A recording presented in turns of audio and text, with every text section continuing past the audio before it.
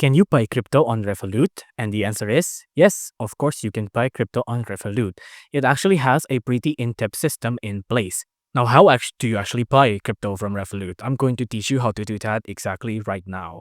Now, you first need to go to the Revolut app and you need to sign up or log in, whichever one you want to do. If you already have an account, then obviously log in. If you don't, then sign up. It only takes a couple of minutes.